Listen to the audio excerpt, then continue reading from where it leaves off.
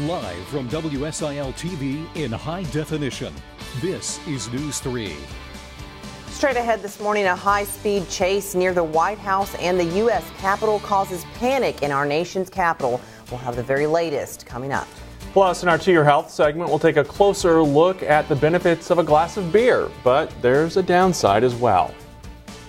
And a restaurant in Marion is closing its doors after serving customers for more than 3 decades. We'll tell you why a little later in the show. Good Friday morning. Thanks for making us a part of your day. We'll get to all your headlines in just a moment. First, though, will we see any more rain for the weekend?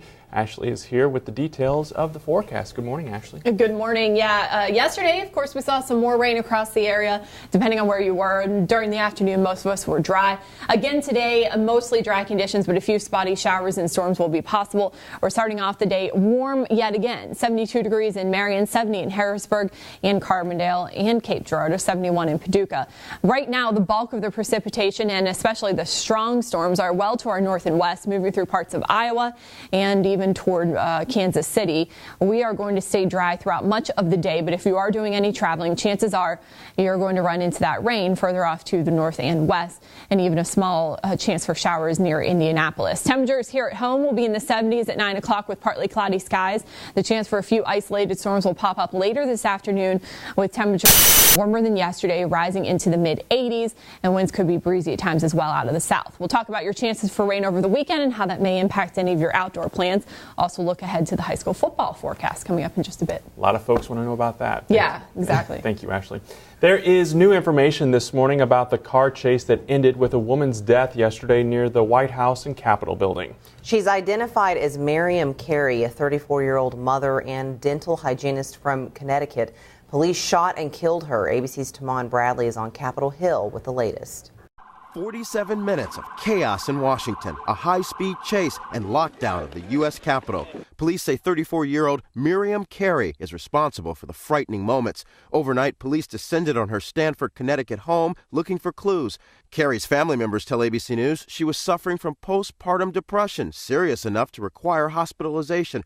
Police also visited her childhood home in Brooklyn. Smile on her face. She ain't seem like if there was a problem or anything.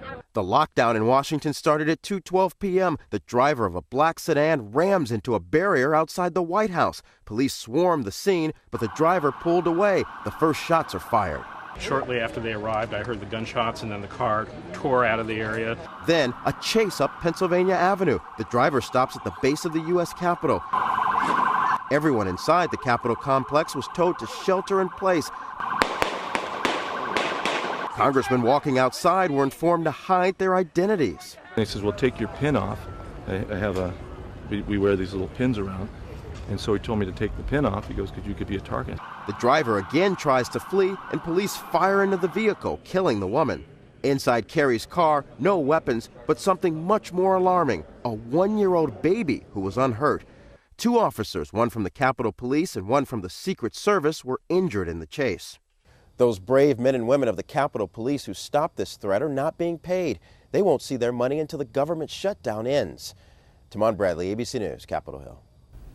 The lockdown in Washington came as lawmakers spent another day looking for a way to end the government shutdown, but no progress was made. President Obama has now canceled a planned trip to Asia this weekend to stay home and deal with the situation here at home. Yesterday, the president hit the road to visit a small business in Maryland.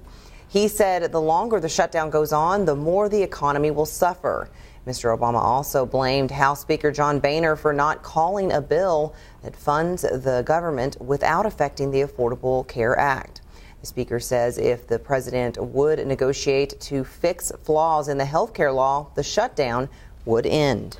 Southern Illinois Congressman Bill Enyart says he's fighting efforts by Republicans to fund only certain programs after the House brought up a bill yesterday to pay part-time National Guardsmen and reservists. Enyart called for full government funding.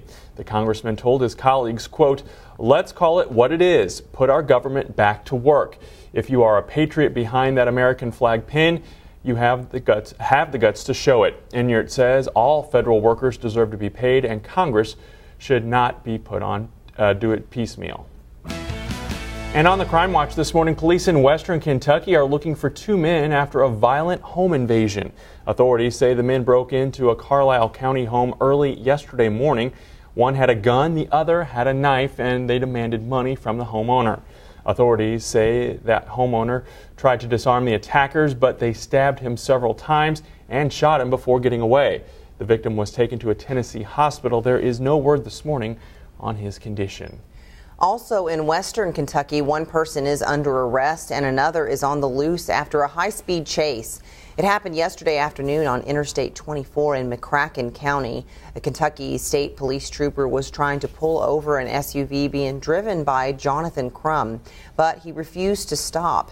After driving several miles on flat tires, he eventually crashed through a fence and took off on foot. Crum's wife, Rebecca Roop, was inside the car and was arrested on several outstanding warrants. Police say Jonathan Crum is still on the loose this morning. Anyone with information on his whereabouts should contact Kentucky State Police. Jefferson County authorities are conducting a drug roundup. Sheriff's deputies have teamed up with Mountain Vernon Police to try to track down 22 suspects wanted for buying meth-making materials. At last word, officers had rounded up half of the suspects. All were taken to the Jefferson County Jail on $10,000 bond. Police say the arrest come after a three-month investigation.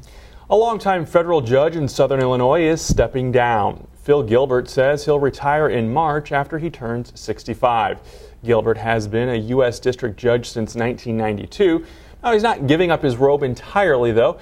He'll take on a new position as a senior judge. Now, that means he'll still serve, but will be presiding over a lighter caseload.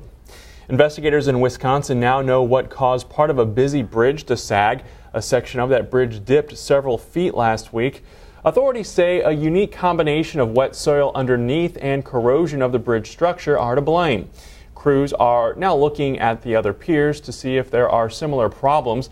The sagging is not getting worse, but at this point, there's no word on how long that bridge will be closed. And we are looking at more chances for rain this weekend, including today. Ashley will have the details in 2 minutes. But first, here's a look at river and lake stages around the region. You're watching News 3 this morning.